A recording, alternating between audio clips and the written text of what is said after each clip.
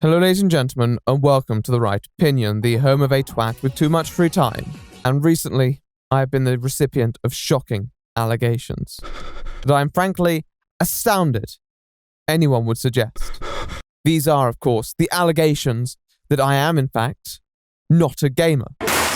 I know, my friends, I am as outraged as you are. Once again, the pineapple on pizza loving heathens have the audacity to cast doubt on my gamer credentials. Needless to say, I would be crying at the club if it was open. So I guess I will have to debunk these claims by taking on another gamer topic, one which will serve as indisputable evidence for my unflinching gamer status. But first, let's talk about another curious video game that serves as the backdrop for today's subject.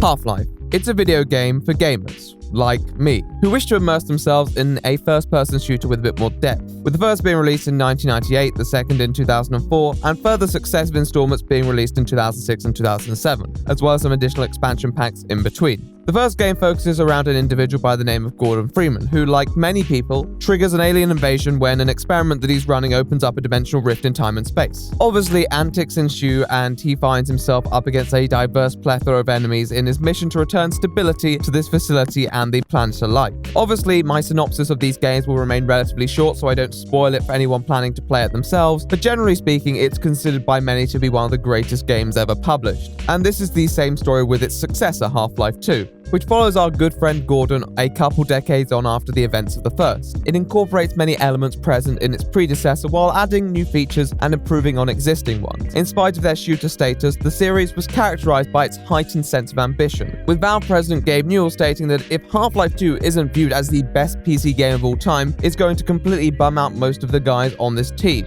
But Gabe need not have feared. It was released to universal acclaim from reviewers and audiences alike, and is also regarded as one of the greatest games of all time. After the success of the first two games, the developers decided to further metamorphose their approach, with the plan to release a trilogy of episodes continuing the story from the lens of our protagonist and a new non-player character by the name of Alex Vance, a lovely young lady who was present in the previous game, who is now receiving a more prominent role as a companion to Mr. Freeman here. The first two episodes released a highly positive reception, however it wasn't quite equivalent to the rampant appraisal that the previous games had received, though this did not appear to deter them. Episode 3 should have completed this trilogy and was planned for release in Christmas 2007, however was initially postponed and then cancelled following a sequence of delays and changes to company trajectory. Since then, there has been a lot of speculation as to when the long-anticipated Half-Life 3 will be released. In fact, as I'm sure many of you know, there is an infamous meme revolving around people's rather excitable nature to seek confirmation on the game's announcement, indulged by many throughout the industry. On Wikipedia, there is a page exclusively dedicated to documenting unreleased Half-Life games. It seems that in spite of their revered status within gamer society, the hype surrounding prospective Half-Life projects precedes them. The series had elevated itself to this cult-level status, and wherever there's a devoted fan base, there's typically market potential. Combine this with the desire for simply more Half-Life content, yet a significant lack of it in the decade following the uncompleted trilogy, and people were longing for a savior, holding out for a hero to give them what they wanted. And from the darkness came an unlikely salvation. But was it the one we needed, or the one we deserved? Mitchell, look, I can explain. You lied to me. No, that wasn't the deal. He told me. Mitch, please. You betrayed me. You used me. You fucked up my face. This is Hunt Down the Freeman. It is a fan-made spin-off game of Half-Life, released in 2018. Its plot, unlike other Half-Life releases, follows the character Mitchell Shepard, a member from one of the groups hostile to Freeman in the first installment, as he attempts to track down and subsequently slay our hero. It is a revenge-themed first-person shooter developed and published by Royal Rudius Entertainment, whose CEO is Joe Connors. However, the credit really must go to the director, producer, and writer, Berkan, who also goes by the name of Frank, presumably because his full title is a bit of a mouthful. The game's release was met with denunciation and opprobrium from all ends of the industry spectrum, alongside controversy surrounding many aspects of the game's development. However, that does not make it particularly exceptional in the grand scheme of things. Many video games are embroiled in their fair share of furore. So why are we here today? The devs thought it'd be a great idea to ask a bunch of YouTubers to voice for the game, and somehow, I wasn't the worst. My fellow Americans. Oh no. You see, Hunt Down the Freeman ran a very interesting marketing strategy, which included the decision to take the daring step in casting YouTubers amongst their ensemble. Obviously, given YouTube's performative nature, this may have made sense on paper. However, it didn't quite translate in practice. Like they know the way we are. They know our weaknesses. Those creatures can be many things, but they're not stupid. Do you know something we don't, Black Ops? Well, I guess I do. Well, maybe you should open your mouth and start talking. The aliens are coming! We've been compromised! Spit it out, Corporal! Oh, Colonel. We are so fucked. Following the release, this led to a tidal wave of publicity, where castigation was fused with a peculiar amusement and curiosity at how such a disaster piece came into being. It became the target of critics and commentators alike, whose coverage enshrined the game's status amongst audiences, causing many to wonder exactly how this happened. Well, today, my friends, I attempt to unpack that mystery and the controversy surrounding the most ambitious crossover in modern history. Comrades, I suggest we waste no more time on idle chatter and cut into the meat of this juicy joint. Friends, let's hunt down that Freeman.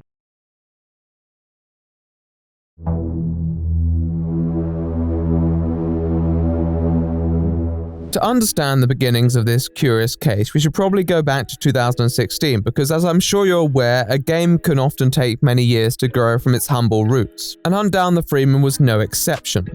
Nonetheless, its origins are a bit of a mystery in a way, because they begin with the man Berkan. Hailing from the glorious Turkey, initially not particularly proficient in English, although having active accounts, only sprung into action in the latter half of the 2010s. Not too much is known about him prior to then. The Tommy Wiseau of video games per se. And I'll tell you, these similarities do not end there. When our good friend Berkan here had the idea for Hunt Down the Freeman, he was motivated, he was driven, and he decided to assemble a crack team who could help bring his vision into fruition. There was clear development going on behind the scenes in 2015. A tweet in August of that year has Berkan announcing work on a new game. And although it's mostly quiet after that, we can pin the day that it was officially announced to the 5th of July 2016, the day after American independence. People were going to be in high spirits, and there was surely no better way to maintain this morale than to launch Hunt Down the Freeman's Indiegogo crowdfunding project.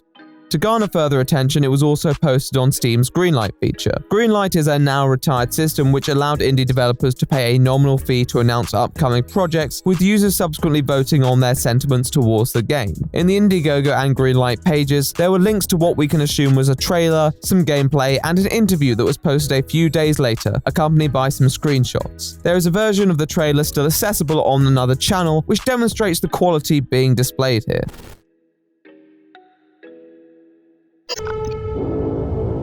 God sent him to us, to save us. We have a hope now, the one they called the Freeman. When Hunt Down the Freeman's page was listed on Greenlight, the response could probably be evaluated as lukewarm at best. The concept may have been interesting, but many people expressed reservations over various aspects of the game, ranging from qualms with creative choices such as the cutscenes, an issue which I'll dissect in a bit, to concerns encompassing the actual legality of such a game. Our good friend Berkan here was kind enough to open a Q&A thread where he would discuss anybody's queries. However, almost immediately he ended up in a rather obstinate debate with the user over the liability of such a venture. They ask if our friend Frankie here has permission from Valve to set up the game in the Half-Life universe, and he responds stating that Valve lets people use their IP source mods. The person then points out that he is marketing a standalone game, and Berkan responds with, "It is still refers a mod." This back and forth continues until it is established that Hunt Down the Freeman is both a mod and a standalone game. But this interaction would not have inspired faith in prospective investors. He was subsequently flooded by further questions over the legality and soundness of the project in question, and shortly after, Berkan decided to make a post addressing people's doubts. This post began by attempting to address misgivings surrounding the budget. As observed, $100,000 was quite a lofty goal, and although that would be modest for many developments, people weren't exactly expecting a AAA release here. However, it appears that there was a reason Berkan had expertly estimated the figure of $100,000. You see, the trailer that we viewed was made with Half-Life 2 assets. The budget in question would allow the developers to purchase their own assets, as well as licenses for the content. You see, Berkan didn't want this to just be another mod. In his own words, he wanted it to be a professional game. Now, if you ignore the irony of professional being spelled wrong, it is hard to deny that Berkan possessed a lot of ambition and faith in his idea, and believed he could convince the audience that this was a worthwhile investment. He clearly believed it himself, and he continued to advocate for it over the coming days in spite of the scoffers and the skeptics. He appeared to hold that outlook that if you're dogged and persistent enough, then you could sell water to a drowning man. There was little doubt about it. Berkan had confidence coming out of his ears. However, sales isn't just confidence. It's about having knowledge of your product and knowledge of the demographic you're going to be marketing it to. And first impressions are a lot. So the fact that his post appeared uncertain on particular characteristics and technicalities of the game yielded more questions than it did answers. One of the most acclaimed facets of the original Half-Life series were its choice to diminish the use of cutscenes in favor of scripted sequences which allowed the player to maintain control of their character. This was a bold decision at the time, but it worked, creating a more seamless interrelation between the plotline and the gameplay. With the previews of Hunt Down the Freeman, it seemed that they were going to be relying more heavily on cutscenes to tell the story, which many seemed confused by. Now, obviously, a game can take the creative liberties that it feels comfortable with, and on principle, if it helps create a better product, then so be it. However, in the original, the lack of cutscenes wasn't just any old creative decision, it was a decision that for a long time was identifiable with the series. And if a game alienates itself from a franchise's distinguishable elements, then what appeal does it have to the consumer who is familiar with the established universe? And these cutscenes have an opportunity to tell a story or tell an emotion that normally in gameplay cannot do. There's nothing wrong with providing a new spin, with new features and new ideas, but for many fans you also need to be in touch with the spirit and the mantra of what made the original game successful, and Berkan was having trouble latching onto that. This issue was most illuminated in an interview a few days later with a creator from the community. Although passionate, driven with ample ability and experience with the Half-Life games, he had trouble justifying the fundraising. Heck is this guy? Now, it's quite possible that you could make the best game ever. I'm not saying that you can't do that. Yeah. I'm saying that people will say, well, I'm not going to give money to somebody that I've never heard of.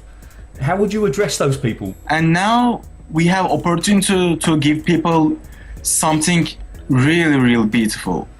But that's the thing. That's what people ask. Why it's $100,000? Oh my God! You want $100,000? People get really suspicious. Like, why you want that much? Firstly, 10% of the money goes to the tax and Indiegogo, so there is only $90,000 left. Mm-hmm. And $50,000 of that just goes to the licensing the game.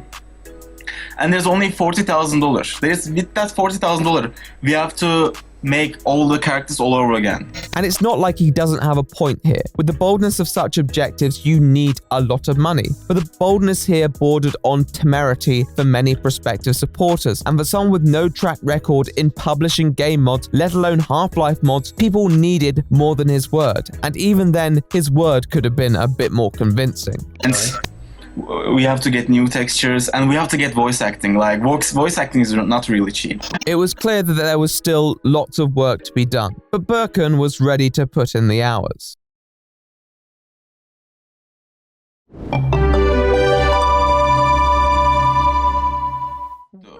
That's why I like to announce that we're gonna make a playable demo for Hunt Down the Freeman. I was thinking about it, but I wasn't sure should I do it or no. I see that people didn't understand and question the cutscenes, that how it's gonna work. Like there's so much different. Not like a Half-Life game, and it's not like a Half-Life game. To be honest, I'm not telling it's gonna be exact like Half-Life, because I'm not giving you just new levels. I'm giving you a whole new game. When you're fundraising for an idea which hasn't been fully manufactured yet, trust is a huge constituent. People are giving you money on the back of what they believe you can do, rather than what you've done. Those with a reputation to produce results may have a bit more success on this front. However, someone like Berkan simply couldn't win over people with a couple videos and screenshots. And even then, what was currently shown was unlikely to resemble the finished product, as Berkan intended to use the capital to purchase new engines, tools, and models. All the preview and trailer really gave fans was a look at the possible storyline and some design concepts. For many, that was simply not enough. However, Berkan was conscious of this and, following the onslaught of audience concerns, announced the development of a demo to provide users with further confidence in his ability and potential. He discussed this in the days following the initial greenlight post and even in the aforementioned interview. However, the official post declaring this was made on the 11th of July, just under a week after the Indiegogo page went live. Most responses to this were actually pretty positive, with many expressing anticipation for the upcoming release. However, there were also very few replies, and it was clear that at the time, general interest was dwindling. Many had clicked onto the page, saw that there was very little there for them, and moved on. Unfortunately, this was a major miscalculation on the marketing front. You really need to hook people in with the preview content to maintain interest, and what was there simply was not sufficient, which led to a lot of users dropping by and not sticking around. They didn't seem to have a plan beyond the immediate community either. Appealing to a fan base is not the worst idea, but unless those you appeal to are desperate, then they're unlikely to blindly throw their money at it. Even the most brainwashed individuals may support the game or the developments, but as an outsider pledging to alter the fabric of what made the original successful, Berkan was barking up the wrong tree. At this point, the only possible vindication could be found in the impending demo release. If it was high enough quality, then it could be used as a springboard to show the capacity of the team behind this vision. So come September, the moment of truth was upon us, and Berkan finally had the chance to show those who doubted him what he was really made of. In interviews, he had championed himself as a perfectionist, even citing his chronic perfectionism as the reason that he hadn't released any previous mods. So, have you made any mods yourself? Have you created any maps or any mods before? Yes, I did. Actually, I did this like last 5 years, but I'm a person that when I create something, it has to be perfect. And if it's not perfect, it cannot be outside. So finally, we were able to have a sample of Berkan's perfection. What flavor had he achieved? Oh, so you didn't see real action. You think you're so cool with your stick, bullying citizens. You didn't see what I did. My brothers did. The captain did. You couldn't know anything we lived through. To put it nicely, it was an acquired taste. Now, it wasn't the worst thing ever witnessed to man. By many standards, it was an average playthrough. But the fact was that it was also not the saving grace that the project needed, and there were glaring gaps in the competency which would have put off many people who may have approached the demo with an open mind. We are under heavy fire. Allied combining forces are dead. The truth is that this content should have been released alongside the fundraiser. This would have given them more time and allowed them to iron out any blemishes that were too conspicuous. In too many places, the output just felt rushed, and maybe it was, given that they were struggling to hang on to subdued interest from the gaming world. Even with that in mind, it probably would have paid dividends to spend a bit more time touching up certain elements, because this is a long-term investment. Users won't expect a demo to be perfect, but as a showcase of the talent behind Berkan's team, there was very little content that would inspire hope in audiences, and certainly not enough to encourage them to give up their hard-earned cash. And after a few months, the Indiegogo project sat at a measly $12 of its 100,000 target, a number that, in spite of all the criticisms, still surprised me, because I assumed that something of this scale and mild publicity would at least have some people donating for the hell of it. But my assumption was incorrect, and in spite of all the names attached to this project, the time invested, and the confidence of its lead, all progress was brought to a halt and the team seemingly disbanded. There was one silver lining to this cloud though, and that was that the game had been greenlighted through Steam's process. Nonetheless, if there was no team to take it forward, then this detail was frankly meaningless. However, as I'm sure you know, this was far from the end of the story. You see, some say you can't keep a good man down. But that's not entirely true, because the moral content of one's character doesn't come into it if they're dogged enough. And regardless of Berkan's nature, he was a man on a mission, and was already preparing to renew his efforts once more. Enter stage left, Royal Rudius Entertainment. Royal Rudius Entertainment, or RRE, was the company set up to carry Hunt Down the Freeman forward from its previous shortcomings. With that in mind, it seems that it was being established shortly before the demo was published, and the crowdfunding campaign brought to an end. The Twitter account was set up in August 2016, and although it would be a year until another promotional campaign would be launched, Berkan was working hard, making sure that this time, Hunt Down the Freeman would be a resounding success. A now deleted article published in a Turkish magazine, Technology, disclosed the development in January 2017, which appeared to follow a tweet interaction where an employee stated that they were a part of the project. Once again, bar the occasional tweet, it seems that Berkan chose to keep this venture predominantly under wraps, likely causing it to fade from people's memory and allowing them to return to their lives of blissful ignorance. Alas, all good things must come to an end, and at the end of 2017, both Berkan and Royal Rudius Entertainment ignited their social media presence to announce that Hunt Down the Freeman was back, and more powerful than ever.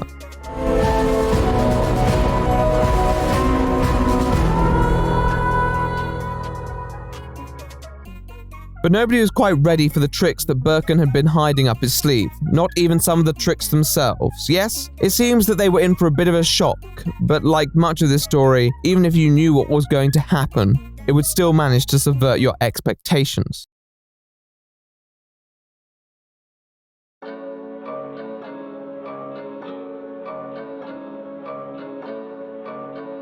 In a way, the fact that Berkan's original fundraise had flopped so terribly enabled him to move rather seamlessly into what we can assume was his plan B. If the project had originally received moderate support with some people's expectations resting on it, then the outcome could have been very different. The developers would have needed to keep public donors in the loop with the progress, and this could have led to a consistent stream of scrutiny, which could have accrued the game some lasting notoriety if people became dissatisfied with the product. Instead, by keeping financing and labor behind closed doors, it allowed them to operate and recruit without their previous reputation hampering them. This was particularly vital to their subsequent marketing strategy, which employed a fresh approach for what it was attempting to sell, though at its core was a technique not unheard of. Yes, our good friend Berkan was working behind the scenes on a team that would make the game a hit. But would it make the game good? Well, Sergeant Mitchell in the flesh. Or rather, his remains. After a few tweets foreshadowing the launch of the long-awaited game, a teaser was posted on January 6, 2018, with arguably the most infamous character from the original series, G-Man, providing exposition for the game's protagonist. I do have to admit, I'm impressed that you made it back, alive from Black Mesa, even if it wasn't our intention to begin with. Alongside came a few statuses from those involved promoting the game. Now, a lot of developers and employers do not have the strongest social media presence. Even Berkan's following was quite derisory. However, the game received a significant signal boost from a few creators, many of whom had been recruited by Berkan to voice characters. In fact, the cast appeared to include Pyrocynical, I Hate Everything, Colossus Crazy, and Keemstar, some of whom posted rather rote comments about their involvement, accompanied by a link to the Steam page. This provided an extra helping of publicity for their operation, and audience reaction was broadly positive. This is mainly because it focuses on one of the game's strongest assets, the G-Man, whose voice actor does a pretty good job at emulating the original's inflections and intonation. However, if you look beyond this, there were already a few cracks in the visage that should have been cause for concern. Firstly, the scripting in general just felt a bit clunky. Even if it wasn't our intention to begin with, yet you're still here. You should have just died there, but here you are. At this point, he goes from being this foreboding trailer narrator to verbally tripping over himself in what appears to be outward annoyance at the fact that our protagonist is still alive. I don't think this was the intended tone. I think they were moreover attempting to use repetition to ingrain the message of the premise. However, its usage is excessive and comes across as rather graceless in its delivery. Another less noticeable yet probably more telling red flag is the G-Man's pronunciation of Black Mesa.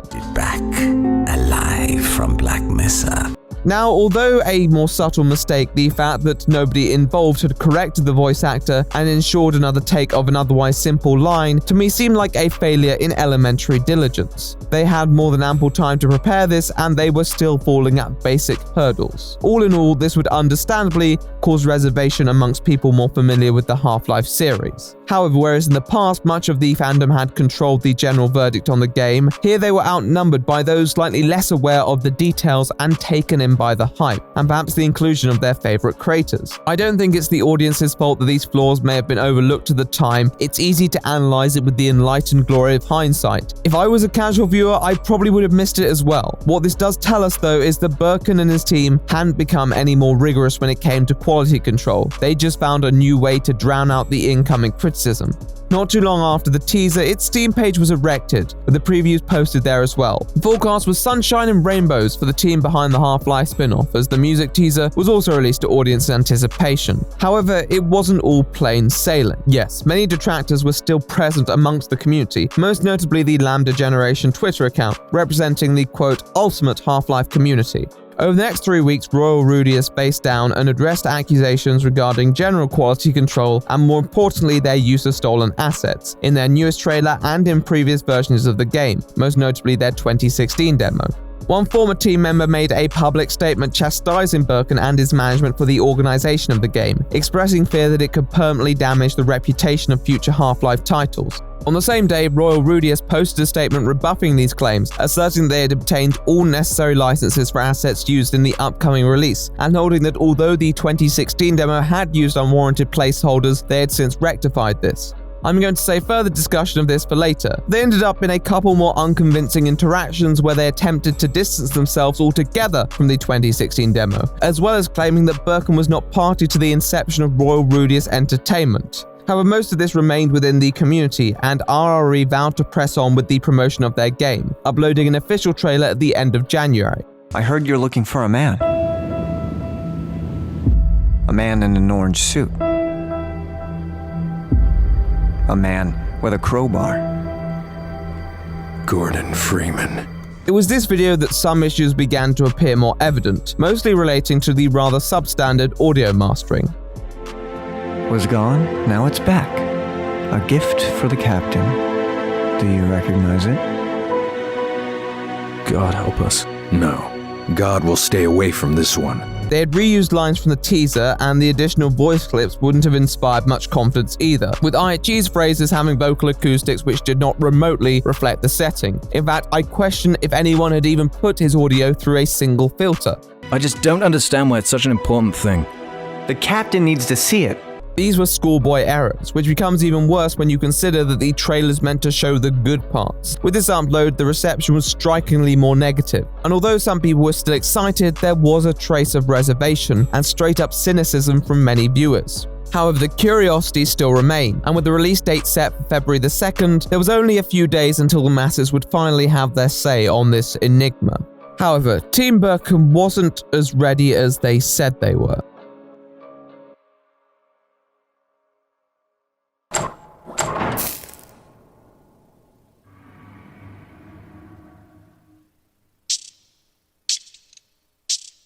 This was a triumph. I'm making a note here, huge success. Yeah, this game sucks. It's hard to overstate my satisfaction. Holy shit, the game does not work. Temperature science. Everything about the game is a huge mess. We do what we must because we can. So fast forward to the game coming out, everyone hates it. For the good of all of us, except the ones who are dead. Who wrote this? There's no sense crying over my fellow Americans. You just keep on trying till you run out of cake. And the science gets done and you make a neat gun for the people who are still alive.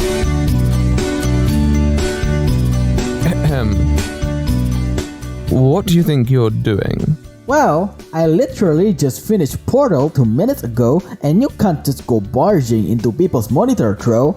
I won't when you finish your damn video. Do you even know when the deadline is? Yeah, it's a week from now, right? No. The deadline was a week ago. What? Just finish the damn video. I already sent the audio. I'll be watching you until then. I'll be watching you until then.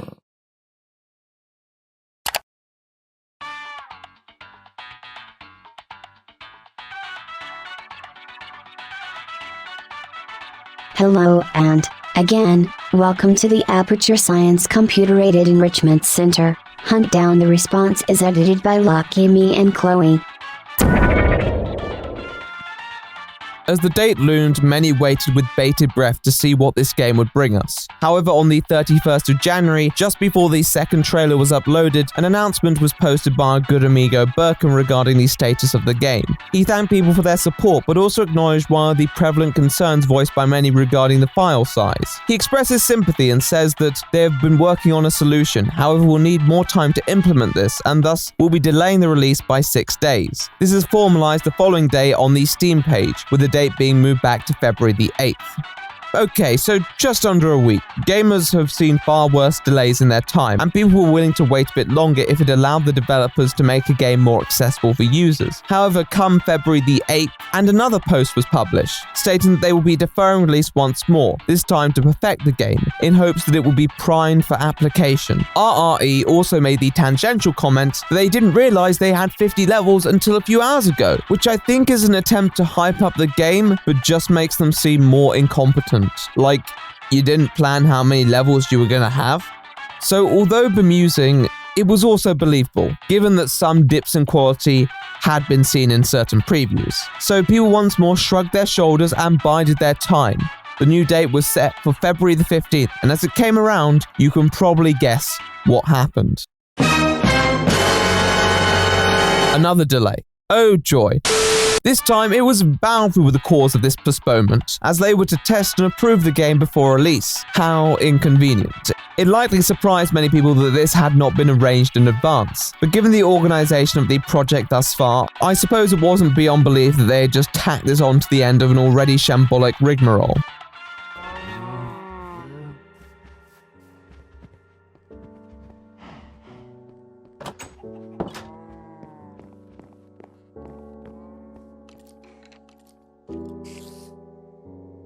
Nonetheless, the post in question seemed to be their flimsiest explanation yet, and there were only so many times they could tantalize their patrons in such a way. However, this time they pledged it would be their final delay, and that February the 21st would be the day of reckoning. So the day came around. The time was upon us. The court of public opinion was in session. We could finally find out. Nope, never mind, it was delayed again. At the trajectory this game was on, this video wasn't going to be a retrospective. It was becoming such a circus that even members of the team were beginning to publicly vent their exasperation at the handling of the launch. However, we were spared further suffering on the 23rd of February, when the game was finally unveiled on Steam to a triumphant fanfare. Was it worth the wait? It also fairly obviously nicked a lot of its new content, weapons and level architecture from asset stores and other mods, as again, some of it looked competently made, but it's all been dropped into the game with the care and precision with which turds are placed in the bottom of a budgie cage. The kind of thing where you walk into an overlarge room and there's just 12 zombies arranged in a neat row because I guess the people in this room were doing the fucking hokey cokey when the aliens invaded. I've never been so happy to see the ending screen of a video game, and about the only positive takeaway I can see from this whole thing is that I'll never have to play it again. And hopefully this video will serve as a warning to other Sunny Gyms thinking about picking it up. Hunt down the refund indeed. No. No.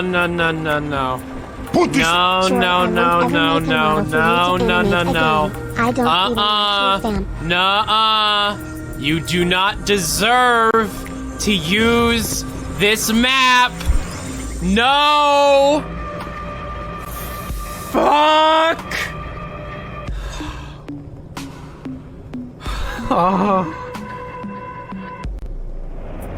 Unfortunately not. It was as awful as possibly feared, maybe even worse, with the most embarrassing aspect being the excess of bugs, which many would have hoped parts of the extended deadline were set aside for. The game would regularly crash, cutscenes were missing, audio levels were skewed. It was practically unplayable on release. It was so bad, you wouldn't be unreasonable in thinking it was all one big ruse to hoodwink fans out of their money. And it wasn't just the unintended errors that were noticeable either. Why don't Why don't they have textures on their eyes? Hello, Captain.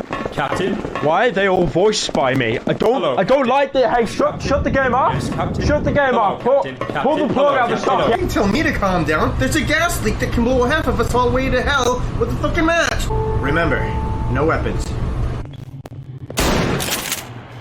Wait a minute. I thought you said no weapons. Yeah, some gas leak. Am I right, guys? There was lack of competence exhibited in multiple technical areas, including storyline, map design, controls, visual textures, scripting, audio mastering, and voice acting. My god, the voice acting. 2 words. President Keemstar. My fellow Americans, as your President and Commander-in-Chief, it is with a heavy heart that I'm informing you that we have made a strategic decision.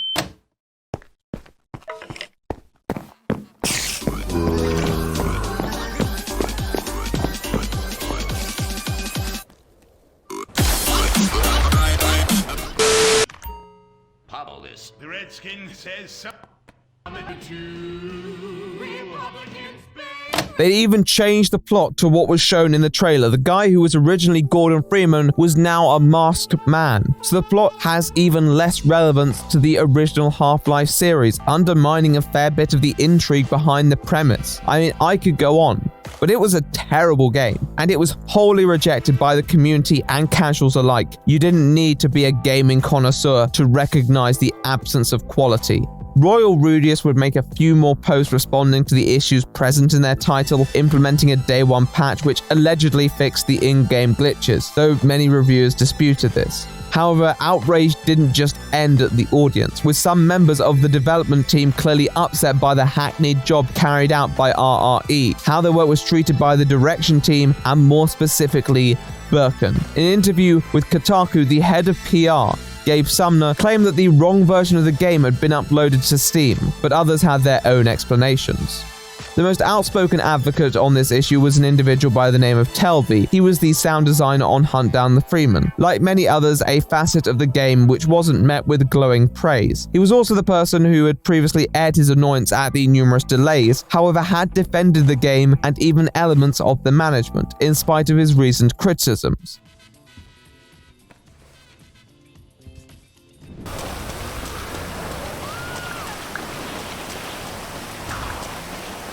This time, that nuanced perspective was buried 6 feet under, with him ripping into Berkan and the management from practically every angle, telling a story of narcissism and ineptitude of the highest order. It frames our director-in-chief as a guy with far more competence than his ability permitted. And this is pretty in line with previous portrayals, but here it's been to a dramatic detriment of the game, with many employees' work, like Telvi's here, being completely compromised. Now, of course, this may be what a disgruntled employee says, but it fits in with Berkan's established reputation and would explain a lot of technical shortcomings. Telvi also alleges that many of the delays were publicity stunts, which once again may also explain why the game doesn't feel like it's been polished, alongside some of the rather unconvincing excuses they put out in the past.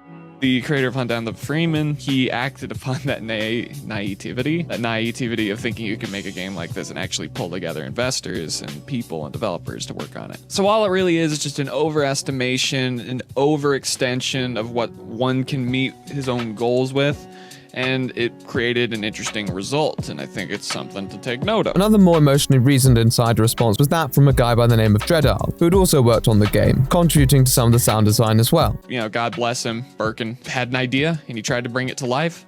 It doesn't always hit the mark, and there was a lot of external forces at play, I'm sure, both with investors and who knows what, but, you know, there still is a respect there for someone trying to create something and then also still getting to the point of releasing it, which most people don't even get to. He had kind of words to say about Berkan on a personal level, however also sincere concern to express given the state of the product. When the customer's happy, the game makes money, you're able to pay off investors and etc. And they've come out and said that they have investors. This game is not going to sell. It launched broken. It launched unplayable. This game is unplayable, and I'll talk a tiny bit about it as we go forward, but I'm actually a little scared for it. I think that they might be in some serious trouble right now, like money-wise potentially, if they can't get these issues resolved. Alongside that, he had stinging criticism to bestow onto the creators behind the doomed enterprise, exposing the incompetence exhibited during much of the process. There are a couple things that keep you grounded when working on a game. One of them is a game design document. Now, when I was approached to work on Hunt Down the Freeman a year and a half ago, Berkan was pitching me on the game, and I didn't really understand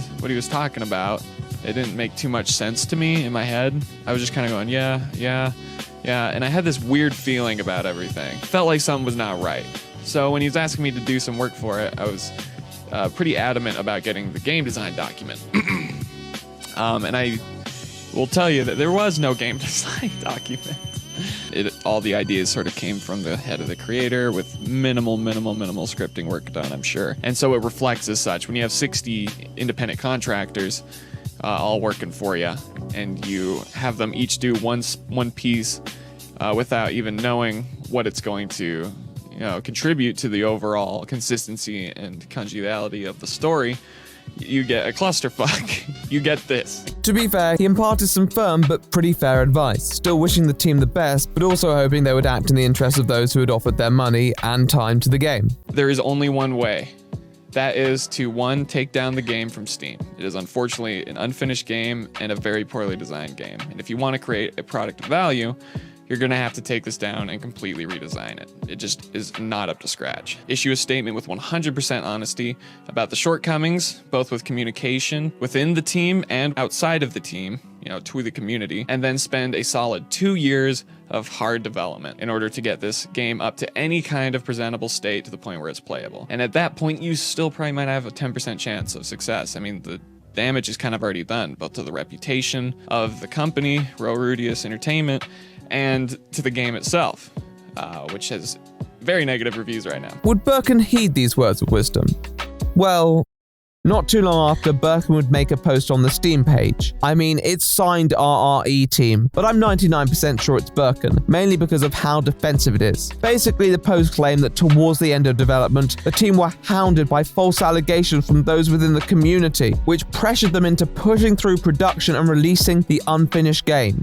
Turns out, this only escalated the persecution they were facing, and this has upset them a lot, as no one has even asked them for their side. This community is just concerned with drama. Drama. Disgusting. However, in spite of all this, they were committed to working on the game and continuing to improve it. That's what this says about their character. They wanted to repair that lost trust. However, before they had the chance to do that, they were to be hunted down themselves.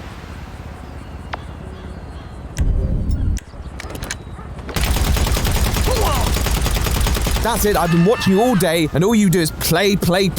I'm shutting all of this down right now. What? No. You hear that over there?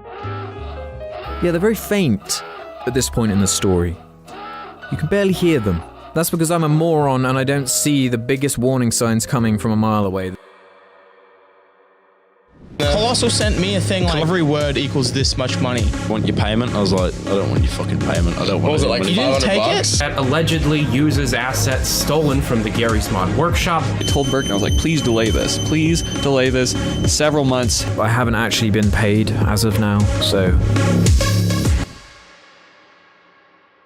I gotta just explain this to people. What it was like working on it. How much of a disaster it has turned out to be. People don't tend to hold mods or fan-made spin-offs to unreasonable standards. We're all aware that studios have a greater capacity to manufacture high production value content. At the same time, we're also aware that funding doesn't solely dictate the quality of a game. There are many great indie games that were built off the back of budgets most moderate. With this in mind, the indie developers who tend to succeed in this area are the ones who are aware of the limitations that such financial constraints may breed, and have the ability to work with mind to their pecuniary blueprint. Berkan was clearly not one for limitations, and his grasp far exceeded his reach. The amount of money he was working with was still well below that of a proper corporate-funded venture, yet it was constantly hailed as the magnum opus of this budding businessman. In this context, many considered him to be the Tommy Wiseau of gaming, attempting to create something that his ability clearly didn't enable him to. Now, there are a lot of parallels that can be drawn to Tommy Wiseau and The Room in this intriguing tale. However, one of the stark differences that I would draw is that The Room is entertaining in its dreadfulness, and Hunt Down the Freeman is considered by many to be painstakingly boring. Most people consider the cutscenes to be the most entertaining inclusion, however even then it's just immensely cliched lines that will have you uprooting all the delicate follicles on your beautiful, beautiful scalp. Your name? Who are you? Mitchell. Mitchell, huh? Yes, Mitchell. A name with many meanings. For some, the meaning is a gift from God. For others, who is like God? Which one are you, Mitchell? Are you a gift from God sent to save us? Or perhaps you are God himself, come to doom our worthless lives? Perhaps. He's cursed. I always saw you as a hero after that day. Hero? You're talking to a villain, my dear. The hero inside of me died many, many years ago when I was young. The Room obtained its status by proxy of its own merit, even if that merit was its own catastrophe. In comparison, Hunt Down the Freeman merely used the fame of its YouTuber cast and employed a cunning marketing strategy which built hype within fan bases and managed to overcome any vocal dissent from communities intimate to the series. Nonetheless, you can hype up the pudding all you want. The proof will always be in the eating.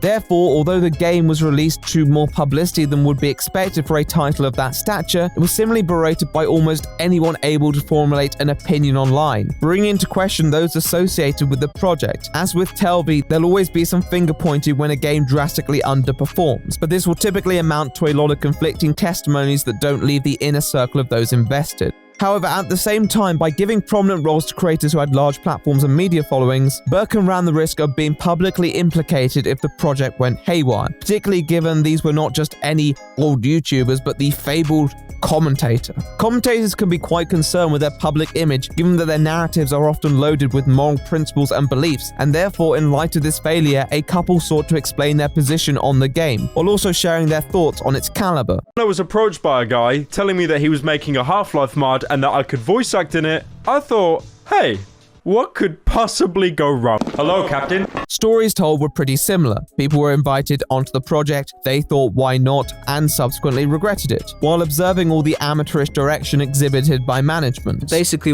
it crescendoed from little tiny alarm bells just in the distance. Can you hear that way back there? Can you hear that over there? Yeah, they're very faint at this point in the story. You can barely hear them.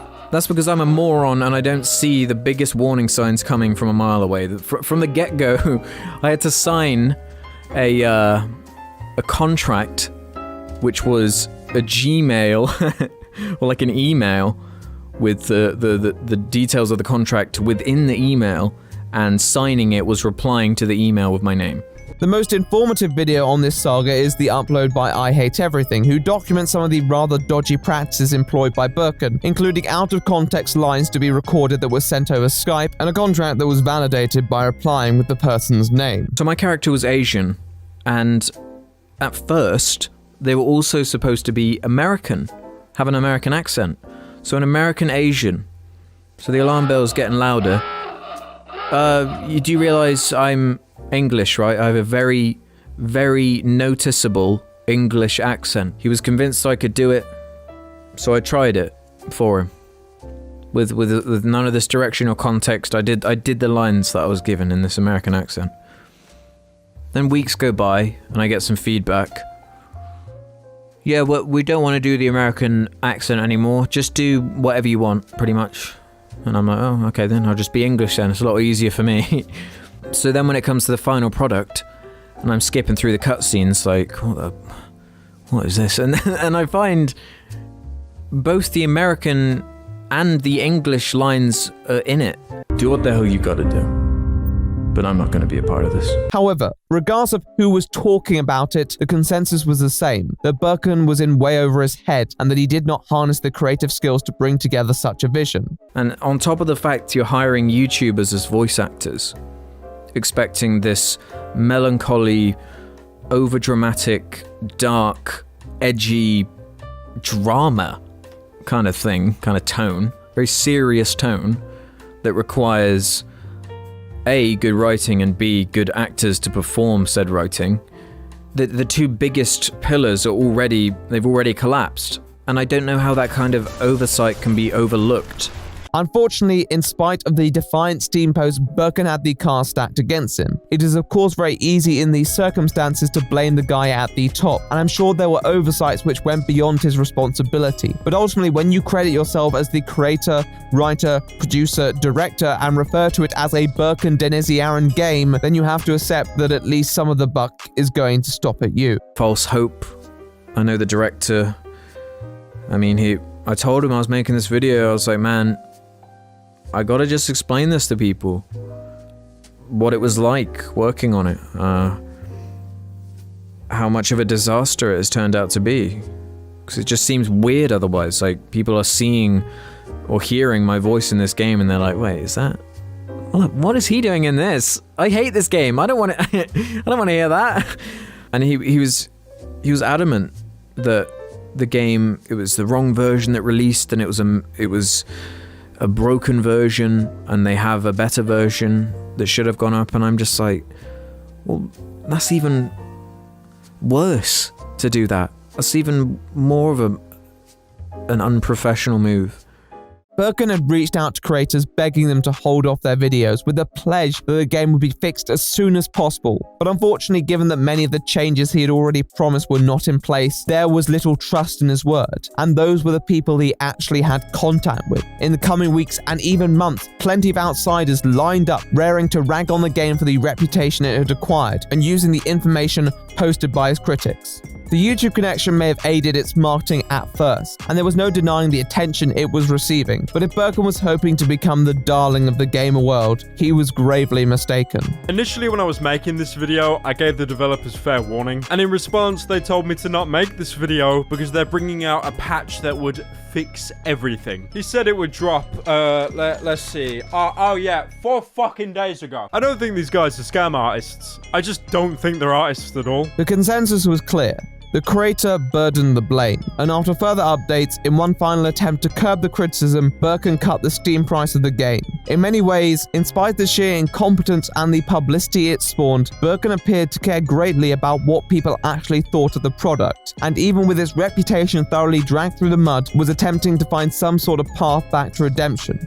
Many acknowledge this, and even with the number of people bothered by the game, most creators tended to mitigate their criticism towards Berkan, playing down the idea that he had acted maliciously in any capacity. I can't say for certain in reading stories from the inside and watching one interview filmed just before the playable demo's release whether Berkan Denizliaran, the game's director and writer, is malicious or incompetent. So many people I work with on this progress, only couple people know the real concept of the game, because I didn't know who I can trust and who I can't. And I don't really like to bring it forward. One of the posts I will link to in the description states that they don't want things to get incendiary, so I'm leaning to saying that it's a case of stupidity rather than cruelty, if only because I like to believe that in people. However, not everyone subscribed to this point of view, stating that some details were simply not excusable by ignorance. What do these details entail? Well, let's go there now. And I'm just looking at it, thinking, oh, you poor man. He's so nice. He's a very nice man. Just wanted to make a game. Just wanted to make a fun game for people to enjoy.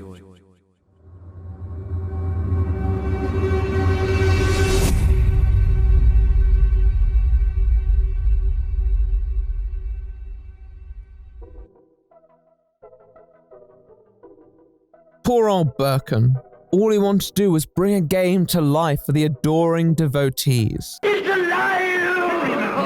And sure, maybe he didn't quite have the ability to fully realize his vision. He still had the noblest of intentions, correct? Well, some would disagree, instead arguing that Berkan was a cynical charlatan, seeking to capitalize off a community's nostalgia for a revered franchise. How would one prove this? Well, it's difficult to prove intent beyond a shadow of a doubt, and most people here clearly worked from the assumption that Berkan was not acting with malice, which is completely valid. However, if a person perpetrates various shady deeds with awareness of the possible consequences, then many would argue that they lose the benefit of the doubt we would typically grant them. This was the case some argued for Berkan. Now, producing and publishing a subpar game isn't sufficient evidence of a crooked character. His bumbling approach can explain a lot of failures, but some felt that certain actions had crossed a line. Some felt that Berkan must have known how awful his game was before release, and pushed on with it in the pursuit of dollar, regardless of the cost. What would make people think that? Well, first of all, let's go back to Steam Greenlight, the former system to help indie developers release their game on the corresponding platform. In spite of some success stories, there were also flaws which had made it pretty unpopular with a fair few from the gaming community. One of these being how easy it was for some bad actors to take advantage of the voting system and the rather unscrupulous standards in place. For example, you could implement bots to simulate the impression of more support than you were actually receiving, thus inflating your vote count and the possibility that your game would be approved. This is what some claim that the team behind the game were attempting to carry out. In an archived link, numerous bots ascribed to the site csgohappy.ru are listed as members of the game's Greenlight page, implying that they had been bought by the team's management and used to inflate Hunt Down the Freeman support, rather than earning it on its own merits. Now, Greenlight itself was discontinued in 2017 and replaced with a new system known as Steam Direct. Therefore, if this was the case, it would have likely happened in 2016 when they were attempting to cultivate publicity for their unsuccessful crowdfunding project. Nearly all these bots have since disappeared from the page, but their significance remains, as some concluded their presence was indicative of the campaign that Berkan was attempting to run. Another prominent controversy is relating to the use of their assets. Now, we've already discussed the unlicensed use of certain content in their 2016 demo, and Royal Rudius's rather futile attempts to distance themselves from that controversy, as well as their supposed vindication from other development teams. However, many contested that these dodgy dealings were still present in the official release, with one user going as far as to write up a whole list of all the alleged stolen assets used in the game. Once again, if true, it would show a conscious disregard for the profession and other creators who work in the field, with little care as to what went into the game. It would also contradict the public statements that had been issued previously, signifying additional dishonesty and paying further credence into these cynical theories. To supplement this, it was also claimed that when brought up, people were being banned from the Hunt Down the Freeman Steam forums, with one user sharing an image in which he left a pretty harsh comment and being banned for slander.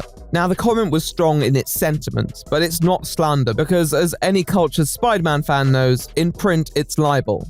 Anyway, with that in mind, it's not really libelous either. The only possibly dubious comment is the claim that the developers have admitted that it's a cash grab themselves, something which I don't believe Berkan has done. Even then, they'd have to prove that some guy in a Steam forum trash talking has damaged their reputation, and I really don't think they needed any help with that. So with these in mind, some began to draw the conclusion that Berkan wasn't just some sincere fool, but someone much more destructive and rapacious, with no concern for who he affected in the quest for success, including many of those he worked with. However, these allegations weren't exactly an open and shut case either. When it came to the stolen assets debacle, a pretty thorough response was published onto the Hunt Down the Freeman forums, going through each individual claim, either appearing to disprove the original poster or placing the burden of proof back onto them. Although the disputant accepts that much of the use in this game is lazy, they assert that the developers likely had a license to use most of these assets in the official title, and in spite of the fact that there probably was illicitly acquired content in the 2016 demo, it couldn't really be attributed to them as it's a separate company. Now, as noted, I don't entirely agree with this and think that accountability can be extended to previous projects where there has been consistent involvement of certain individuals, but I also don't think it's the biggest deal if they have changed their ways, and although that's debatable, many didn't think it was fair to consider the assets stolen. This was echoed in Gabe Sumner's response to another post, where he also appears frustrated at the continued resurfacing of this claim. He also repudiates the notion that bots were used in the Greenlight system, saying that it was probably someone trying to set them up. I'm not entirely sure what stake a person would have in buying bots for the Hunt Down the Freeman Greenlight page, but people have done stranger things to set others up, so I suppose it's not impossible, though somewhat suspicious. In fact, according to Gabe, the only illegal thing that RRE has done is not pay him. and other employees as well. But other than that, we're all good. Wait, what? I must admit, I am somewhat surprised by the nonchalance of such a remark, but it seems these grievances could never impact a lot of the personnel's commitment to the game, and even its tainted honor. I do hold a mild level of admiration for that, but it's hard to ignore a lot of the criticisms that people raised. At the same time, with all the opinions of those actually involved in the game, almost all of them seemed hesitant to say that the project or its director were ill-natured. So, what can be said about it?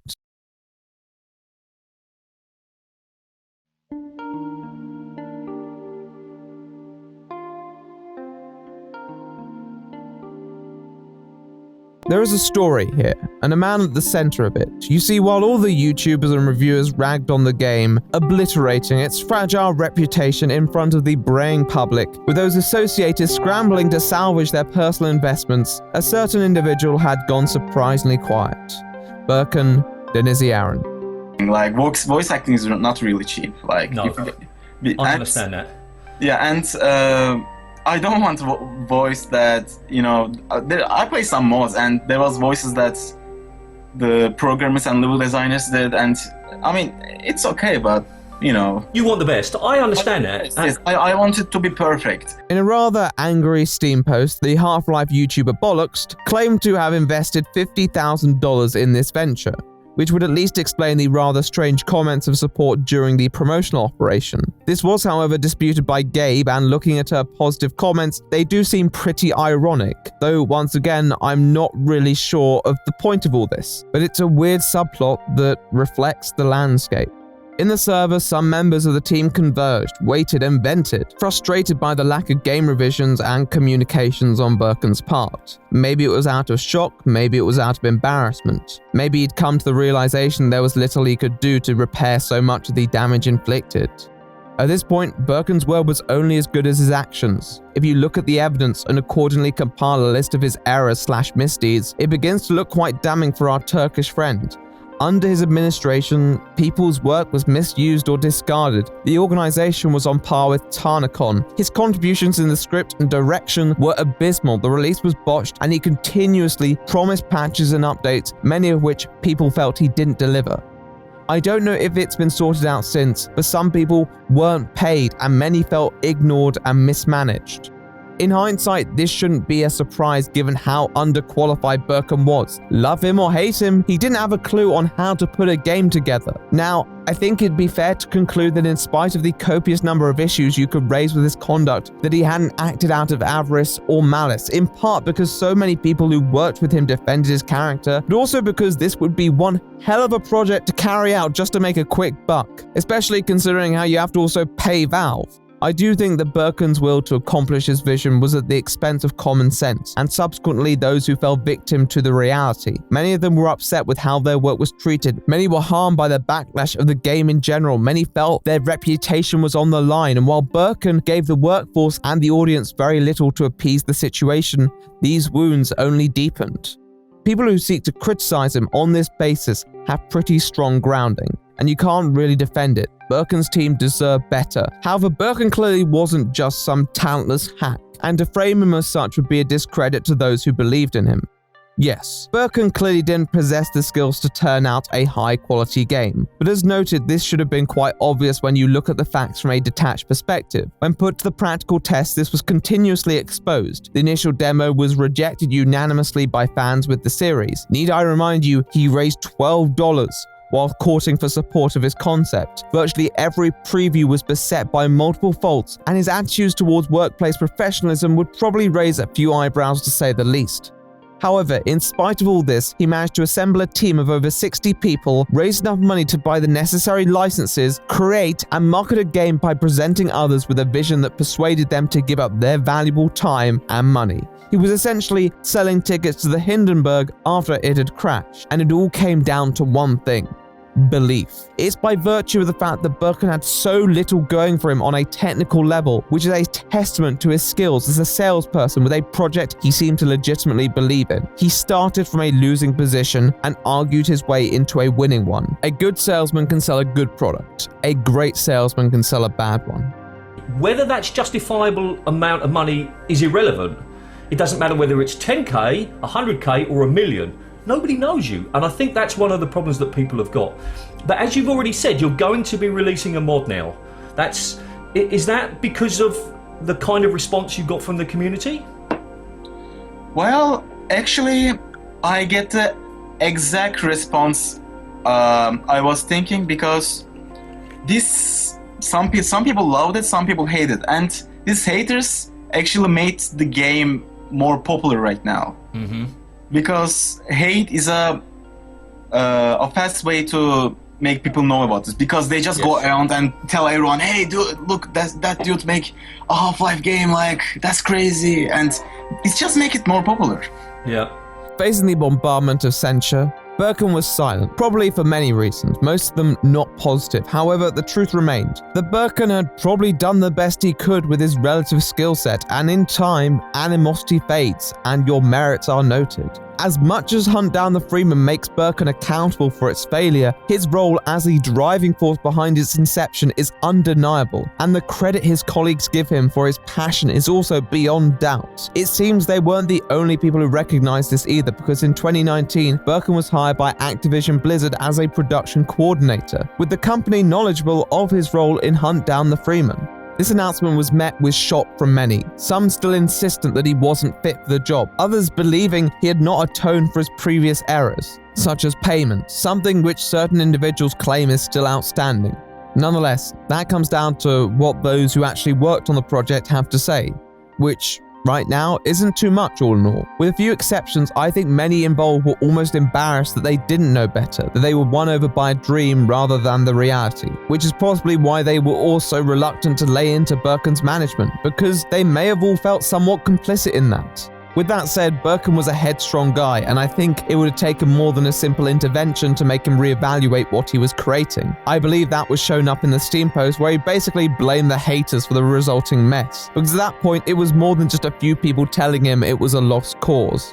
In the Twitter replies of his announcement, he depicted Hunt Down the Freeman as a learning curve, which I think is fair, but it was also quite a costly one, and I hope he took any chances to clear the air with those he worked with and compensate where he could. Because in spite of the mess it was, the game probably landed him his current job, and that was in part thanks to the fact that a lot of people who could have thrown him under the bus chose not to. And in all fairness, he didn't throw them under the bus either, and I respect that. However, whether colleagues have moved on to greener pastures or not, and regardless of what they learned, it will likely be a bittersweet experience for some, and just a bitter one for others. With this in mind, I think it's time to wrap up this tale for the ages.